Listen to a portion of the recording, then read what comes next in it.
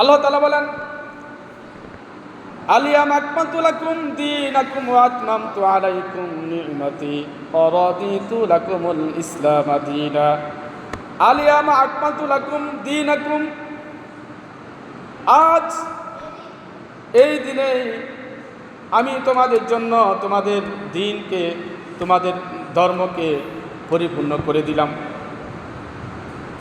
আলিয়ামা আকমালতু লাকুম দীনাকুম ওয়া আতমামতু আলাইকুম নি'মাতি, এবং তোমাদের নেয়ামতকেও আজকে পরিপূর্ণ করে দিলাম, তোমাদের জন্য নেয়ামত পরিপূর্ণ করে দিলাম।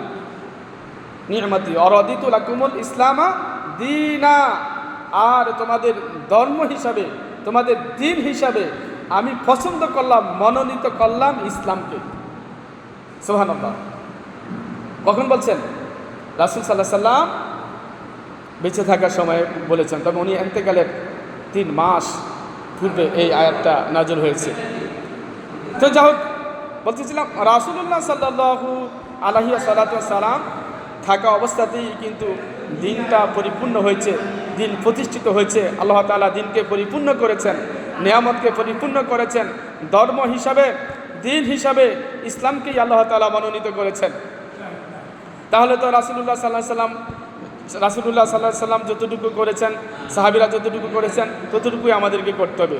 তবে হ্যাঁ, হাদিস শরীফের মধ্যে আছে, রাসূলুল্লাহ সাল্লাল্লাহু আলাইহি সাল্লাম বলেছেন, ফাআলাইকুম বিসুন্নতি ওয়া সুন্নাতুল খুলাফায়ে রাশিদিন আল মাহদিয়্যিন তামাসসাকু বিহা ওয়া আদ্দু আলাইহা বান্নাওয়াজিজ জি না। ফাআলাইকুম বিসুন্নতি, যে ব্যক্তি আমার সুন্নাত অথবা তোমরা আমার সুন্নাত, বিসুন্নতি ওয়া সুন্নাতুল খুলাফায়ে রাশিদিন, আর আমার হেদায়েতপ্রাপ্ত খুলাফায়ে রাশিদিনদের সুন্নাত আঁকড়ে ধরো, সুন্নতের উপর আমল করো। খুলাফায়ে রাশিদিন মাহদিয়্যিন, হেদায়েতপ্রাপ্ত যারা, তাদের সুন্নতের উপর আমার খুলাফায়ে রাশিদিন, হেদায়েতপ্রাপ্ত খুলাফায়ে রাশিদিনদের সুন্নাতের উপর তোমরা আমল করো, সুন্নাত তোমরা আঁকড়ে ধরো।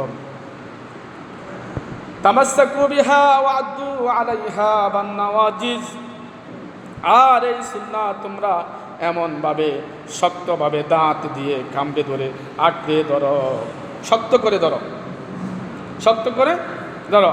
তাছাড়া বিদায় হজের দিন রাসূলুল্লাহ সাল্লাল্লাহু আলাইহি ওয়াসাল্লাম বলেছেন, তারাকতু ফীকুম আমরাইনি লান তাদিল্লু মা তামাসসাকতুম বিহিমা কিতাবাল্লাহি ওয়া সুন্নাতা রাসূলি। আজ আমি তোমাদের জন্য রেখে যাচ্ছি দুটি সাবজেক্ট, রেখে যাচ্ছি দুটি বিষয় রেখে যাচ্ছি। সে হলো কিতাব আল্লাহ, আল্লাহর কিতাব আল কোরআন, ওয়া সুন্নাত রাসূলি, এবং রাসূলের সুন্নাহ আল হাদিস। তোমরা যতদিন পর্যন্ত আল কোরআনের উপর আমল করবা, আল কোরআন মেনে চলবা, যতদিন পর্যন্ত আল হাদিস মেনে চলবা, আল হাদিসের উপর আমল করবা, ততদিন পর্যন্ত তোমরা পথভ্রষ্ট হয়ে হবা না। আর যখন তোমরা কোরআন ছেড়ে দিবা, রাসূলের সুন্নাহ ছেড়ে দিবা, লোকেদের ব্যক্তিগত কথা মেনে নিবা, তখনই তোমরা পথভ্রষ্ট হয়ে যাবা। ইমাম আবু হানিফা রাহিমাহুল্লাহ বলেছেন, ইয়াকুম আল কওলি ফি দীনিল্লাহি, ইয়াকুম আল কওলি ফি দীনিল্লাহি বিরাই ওয়া আলাইকুম বিত্তিবাই সুন্নতি ফামান খারাজা আনহা দাল্লা। জেনে রেখো, তোমরা রায় অনুযায়ী দিনের ব্যাপারে কোনো কথা বলবা না, তোমরা দিনের ব্যাপারে রায় অনুযায়ী কোনো কথা বলবো না। তবে তোমাদের কর্তব্য হলো তোমরা তোমাদের রাসূলুল্লাহ সাল্লাল্লাহু আলাইহি সাল্লামের বা আমার রাসূল, তোমার রাসূল প্রিয় নবীজির সুন্নাতের উপর আমল করবা, সুন্নাতের উপর অটল থাকবা, কোরআন সুন্নাহ মেনে চলবা, কোরআনের সুন্নাহ যা আছে তাই মেনে চলবা, যা নেই তা ত্যাগ করবা। আর যদি তোমরা কোরআন সুন্নাহ থেকে সরে যাও, তাহলে তোমরা দিন থেকেই সরে যাবা। কোরআন সুন্নাহ যদি তোমরা ছেড়ে দাও, তাহলে তোমরা দিনে ছেড়ে দিলা। ইমাম আবু হানিফা রাহিমাহুল্লাহ বলেছেন। এই জন্য বলছি, ঈদে মিলাদুন নবী আপনি বলেন, জশ্নে জুলুস বলেন, এটা যদি আমার প্রিয় নবী করে থাকে, আমার প্রিয় নবীর যদি হুকুম থাকে, আদেশ থাকে, আর যদি ওই খোলাফায়ে রাশিদিনরা করে থাকে, আবু বকর, ওমর, উসমান, আলী রাদিয়াল্লাহু তাআলা আনহুমা যদি করে থাকে তাহলে আমরাও করব, আমরা কেন করব না?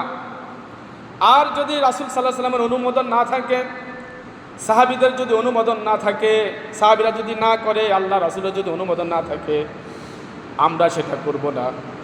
উমর রাদিয়াল্লাহু তাআলা আনহু যদি না করে আমরা করব না, আবু বকর যদি না করে আমরা করব না, আলী, ওসমান রাদিয়াল্লাহু তাআলা আনহুমা তারা যদি না করে আমরাও করব না, তারা যদি করে আমরাও করব। এটার নামই হচ্ছে দিন। আপনি যে বানায়াত করে মন করা, আপনার কাছে ভালো লাগলো, আপনি দিনের মধ্যে ঢুকিয়ে দিয়েছেন আপনার কথা, আপনার উস্তাদের কথা, আপনার ওই আকাবিরের কথা আপনি দিনের মধ্যে ঢুকিয়ে দিয়েছেন, এটার উপর আমল করা যাবে না। এটার উপর আমল করলে আপনি পথচ্যুত হয়ে যাবেন, আপনি সঠিক পথ থেকে সরে যাবেন, রাসূলের দিন থেকে আপনি সরে যাবেন, রাসূলের দিনের মধ্যে আপনি আর থাকলেন না। এই জন্যই বলি যে এই দিনটাকে ঈদে মিলাদুন নবী এইকে নিয়ে বাড়াবাড়ি হচ্ছে আমাদের দেশে। বাড়াবাড়ি কি বাড়াবাড়ি হচ্ছে? আপনি দেখবেন, আমরা তো গ্রামে থাকি, আমরা কিছু দেখি না। আলহামদুলিল্লাহ আমি শহরে পড়াশোনা করছি, আমি তখন দেখেছি যে এই দিন আসলে ঈদে মিলাদুন নবী 12 রবিউল আউয়াল আসলে র্যালি বের করে রাসূলুল্লাহ সাল্লাল্লাহু আলাইহি ওয়াসাল্লামের রওজার একেবারে ওইরকম আকৃতি করে একটা গম্বুজ তৈরি করে তারা মিছিল বের করে শহরের রাস্তাঘাটে, বড় বড় হাই লং রুটগুলাতে। তারা বলে, আমি অনেককেই বলতে শুনেছি ঈদে মিলাদুন মিছিল করে, মিছিলের মধ্যে তারা বলে ঈদে মিলাদুন নবী পালন করো, সিরাতুন নবীর মধ্যে লাথি মারো। আস্তাগফিরুল্লাহ, সে বুঝে না ঈদে মিলাদুন নবী কি আর সিরাতুন নবী কি। আল্লাহর কসম আমি শুনছি, আল্লাহর কসম তো বলছি, আমি শুনছি যে এমনও কেউ বলছে যে ঈদে মিলাদুন নবী পালন করো, সিরাতুন নবীর মধ্যে লাথি মারো। কত বাড়াবাড়ি! নাউজুবিল্লাহ, দিনটাকে নিয়ে কত বাড়াবাড়ি করা হলো। মিছিল বের করতেছে, নূর নবীজির আগমন, শুভেচ্ছা, স্বাগতম, যেন মুহাম্মদ সাল্লাল্লাহু আলাইহি সাল্লাম আজকেই যেন পৃথিবীতে আসছে, এখনই যেন মুহাম্মদ পৃথিবীতে আসছে, অথবা মুহাম্মদ সাল্লাল্লাহু আলাইহি সাল্লাম যেন তাদের সাথে হাঁটতেছে। এইভাবে তারা অতিরঞ্জিত করে, অতি বাড়াবাড়ি করে। এবার আসেন, ঈদে মিলাদুন নবী পালন করো আর সিরাতুন নবী ছেড়ে দাও, এটা কাদের কথা? সিরাত কারা মানবে না? সিরাত মানবে না আবু জাহেল মার্কা যেই লোক আছে।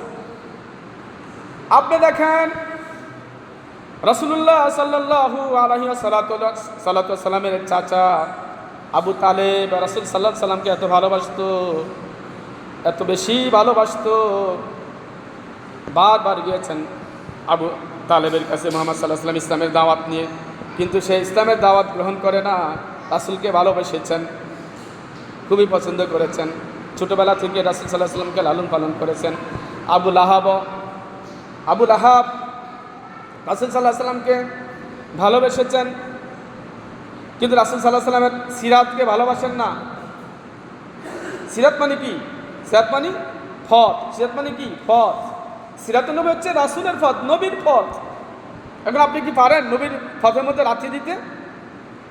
পেরেছিল ওই আবু জাহেল, কুতবা, সাইবা, আবু লাহাব, আবু তালেব, তারা ফেলেছিল। তারা মুহাম্মদ সাল্লাল্লাহু আলাইহি ওয়াসাল্লামের সিরাত মানতেন না, কিন্তু রাসূল সাল্লাল্লাহু আলাইহি ওয়াসাল্লামের এই যে মিলাদ মানতেন। রাসূল সাল্লাল্লাহু আলাইহি ওয়াসাল্লাম যে পৃথিবীতে আসছে, জন্মগ্রহণ করছে, যে ভালো পরিবারের থেকে আসছে, এগুলো মানতেন। কিন্তু ওনার যে সিরাত ছিল, 63 বছর যে জিন্দিগি ছিল ওনার, এই 63 বছর জিন্দিগির মধ্যে যেই 23টি বছর আলাদা ছিল, আলাদা 23টি বছর ছিল না, নবুয়তের যেই আলাদা 23টি বছর, উনি তো 40 বছর পর ওনার উপর কোরআন নাযিল হয়েছেন। নবুয়তি যদিও উনি নবী ছিলেন, যদিও উনি আগে থেকেই নবী ছিলেন, কিন্তু নবী তো আল্লাহ তাআলার কাছেই উনি ছিলেন নবী। এবং কি পূর্বে আয়ামে জাহেলের যুগেরও মুহাম্মদ সাল্লাল্লাহু আলাইহি সাল্লামকে মানে নবী বলতো, স্বীকার করতো। এমন একজন নবী আসবে, কোরআনের মধ্যেও আসছে যে আহমদ নামের একজন নবী আসবে, তাওরাতের মধ্যেও আসছে। তো যাই হোক, কিন্তু ওনার উপর যেই নবুয়তি বলতে যে কোরআন যখন নাজিল হওয়া শুরু হয়েছিল, সেখান থেকে শুরু করে ওনার মৃত্যু পর্যন্ত এই 23 বছর ছিল কোরআনের কথা, এই কোরআনের বাণী, এই 30টি পারা 23টি বছর ওনার উপর নাজিল হয়েছিল। এটার নামই হচ্ছে সিরাত। এই কোরআনের যেই ব্যাখ্যা, কোরআনের যেই তাফসীর, সেটা হচ্ছে হাদিস। এই হাদিসগুলিও 23টি বছরই সাহাবীদেরকে রাসূলুল্লাহ সাল্লাল্লাহু আলাইহি সাল্লাম বলছেন কোরআন হচ্ছে হাদিস হচ্ছে কোরআনের ব্যাখ্যা। এগুলিও 23টি বছরই রাসূল সাল্লাল্লাহু আলাইহি সাল্লাম প্রতিষ্ঠিত করে গিয়েছেন, দিন প্রতিষ্ঠিত করে দিয়েছেন, ধর্ম প্রতিষ্ঠিত করে দিয়েছেন। কোরআন এবং সুন্নাহকে পরিপূর্ণভাবে রাসূলুল্লাহ সাল্লাল্লাহু আলাইহি সাল্লাম সাহাবীদেরকে শিখিয়ে গিয়েছেন। তাহলে যারা যেই সাহাবীরা রাসূলুল্লাহ সাল্লাল্লাহু আলাইহি সাল্লামের কাছ থেকে দিন শিখেছে, যারা, তারা কেন তাহলে করলো না? তারা কেন র্যালি বের করলো না? তারা কেন ঈদে মিলাদুন্নবী পালন করলো না? তারা কেন মিছিল বের করলো না? তারা কেন এত বাড়াবাড়ি করলো না? তারা কি আপনাদের থেকে কম বুঝেছে? না, জি না। তারা ছিল প্রথম যুগের, এদেরকে বলা হয় সোনালী যুগ। সবচাইতে ভালো যুগ ছিল রাসূলুল্লাহ সাল্লাল্লাহু আলাইহি সাল্লামের যুগ। তারপরে ছিল তারপরে ছিল তাবেঈদের যুগ, তারপরে ছিল তাবেঈদের যুগ, তারপরে যে বলেন আপনি আম্মায়ে মুজতাহিদ, পীর, মাশায়েখ, ওলি, গাউস, কুতুব, এদের যুগ। এখন আমাদের যুগ। আমরা হচ্ছি এখন নির্দিষ্ট একটা সময়ে এসে আমরা পৌঁছেছি, যেই সময়ে আপনি ইচ্ছে করলেও সুন্নাতের উপর আমল করে টিকে থাকতে পারবেন না।